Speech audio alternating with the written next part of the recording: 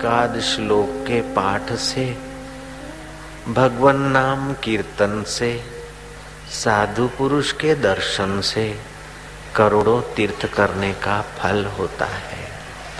तो गीता के श्लोक का पाठ आप हम करेंगे। गीता भगवान के श्रीमुख से निकली है।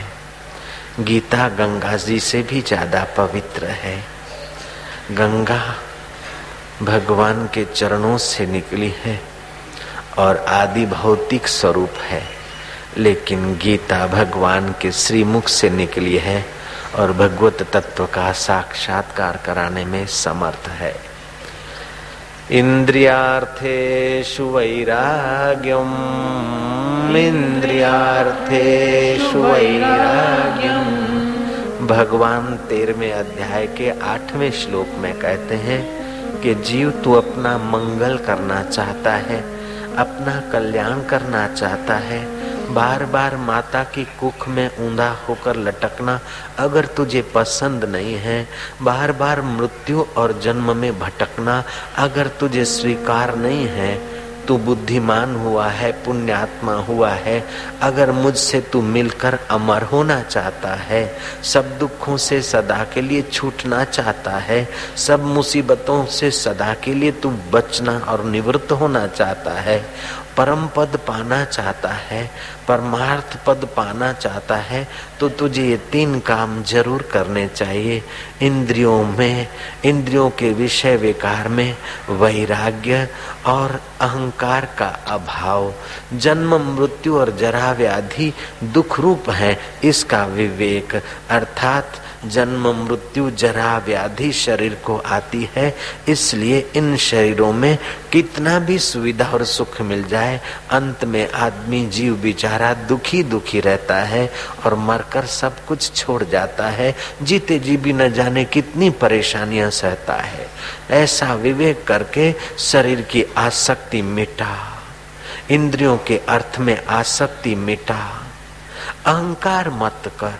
ये 3 चीजें अगर हे मनुष्य, हे साधक, हे मेरे प्रिय भक्त, इन 3 चीजों को अगर तू समझ जाएगा तो तेरा और मेरा मिलना दूर नहीं, असंभव नहीं, कठिन नहीं, तू सदा के लिए मुक्त आत्मा हो जाएगा। इंद्रियार्थेषु वैराग्यम, इंद्रियार्थेषु वैराग्यम, अनहंकार एव च, अनहंकार एव च। जन्म मृत्यु जरा व्याधि, जन्म मृत्यु जरा व्याधि, जन्म मृत्यु जरा व्याधि, जन्म मृत्यु जरा व्याधि, दुख दोषानुदर्शनम, दुख दोषानुदर्शनम, दुख दोषानुदर्शनम, दुख दोषानुदर्शनम। मनुष्य के मन में एक ऐसी शक्ति है कि जहाँ उसका जन्म होता है अथवा जहाँ उसका रहन सहन बनता है, वहीं वो अपने को सेट कर लेता है। आप लोग झुपड़पट्टी में जाएंगे या गंदी बस्ती में जाएंगे तो आपको लगेगा कि अरे ये बेचारे कितने दुखी हैं। आप चाहेंगे कि ये स्वच्छ कपड़ा पहनना सीखे, आप चाहेंगे कि ये झुपड़पट्टी की अपेक्षा अच्छे मकान में रहें, आप ये चाहेंगे, आपके हृदय में भाव आएगा। आप चाहेंगे कि ये बेचारे अच्छी तरह से जिए तो कितना अच्छा, पढ़े लिखे तो कितना अच्छा। लेकिन उन लोगों को जब तक अपनी हीन अवस्था का ज्ञान नहीं होता, पढ़ने लिखने का महात्म नहीं समझते, साफ सुथरा रहने का महात्म नहीं समझते, तब तक उनका मन वहीं अपने को सुखी बनाने की सेटिंग कर लेता है। नाली चल रही है, मुर्गियां बड़बड़ाहट कर रही है, कहीं अंडा दे रही है तो कहीं बिष्टा कर रही है और वहीं थाली रखकर बेचारे खा रहे हैं। आपको गंदा गंदा लगेगा, लेकिन उनका मन वहां सेट हो गया है। जयराम जी बोलना पड़ेगा। ऐसे ही इस संसार रूपी गंदगी में हम लोग रहते हैं। माता के जन्म गर्भ में आते हैं तो जैसे कुम्हार के निभाड़े में मटका पकाया जाता है अथवा ईंट पकाई जाती है, उसे गर्मी देते हैं तब वो पकता है।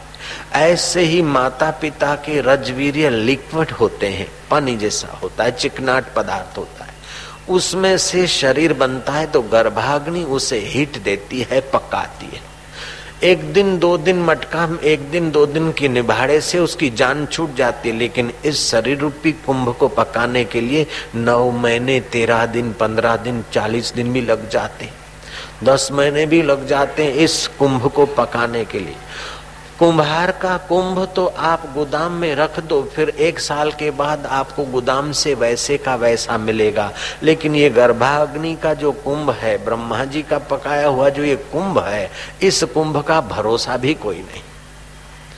यह तन काचा कुंभ है, फूटत न लागे बार। मैं बिल्कुल सच्ची घटित घटना आपको सुना रहा हूं। एक आदमी, अहमदाबाद में प्रसिद्ध अस्पताल है वाड़ीलाल हॉस्पिटल, उसका कोई रिश्तेदार बीमार पड़ा था, उसको पूछने को गया। वो जो गाड़ी से पैर नीचे रखता है तो एक पैर तो सड़क पे और एक पैर गाड़ी में, और वहीं से वो रवाना हो गया था मित्र, बीमार मित्र को मिलने के लिए। वो ऐसा रवाना हो गया कि बीमार मित्र तो ठीक हो गया, घर आया, लेकिन ये बेचारा सदा के लिए चला गया। कोई भरोसा नहीं।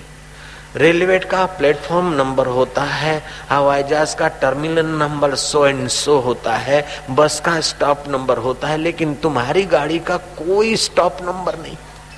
किचन से चल दे, चाहे दुकान पे बैठे बैठे चल दे, चाहे सड़क पे चलते चलते चल दे, चाहे रात को भोजन करके सो जाए और सीधा रवाना हो जाए, कोई पता नहीं। आप लोग 7 दिन के अंदर मर जाएंगे। मैं श्राप नहीं दे रहा हूं, आपको सावधान कर रहा हूं। यही बात एकनाथ जी महाराज से किसी भक्त ने पूछी थी कि बाबा जी, जैसे तुम कपड़े पहनते सफेद ऐसे हम पहनते, जैसा तुम्हारी औरत और बच्चे हैं ऐसा हमको भी है, फिर भी तुमको लोग एकनाथ महाराज भगवान करके मानते, तुम्हारे दर्शन से लोगों को पुण्य होता है। और अमी दुकान पे बसते, इकडे आ भाऊ, इकडे आ, ये चांगला है, ते चांगला है, सारा दिन गिड़गिड़ाहट करते। कुछ ग्राहक तो ले जाते और कुछ तो माल देकर रवाना हो जाते हैं, जरा नमूना चख कर वापस फिर कभी नहीं आते। तो तुम्हारे में हमारे में क्या फर्क? तुम्हारे को भी पत्नी है गिरजाबाई, पुत्र है हरि पंडित, हमको भी पुत्र है, पत्नी है। तुम भी श्वास लेते हो, हम भी श्वास लेते, तुम भी रोटी खाते, हम भी रोटी खाते, तुम भी पैठान में रहते, हम भी यहाँ रहते, तुम भी भारत के नागरिक, हम भी नागरिक। तो तुमको लोग पूजते, तुमचे वचन माथे ठेवते, माथे पर रखते, और हमारी बात की कोई कीमत नहीं। एकनाथ जी ने देखा कि इसको सीधा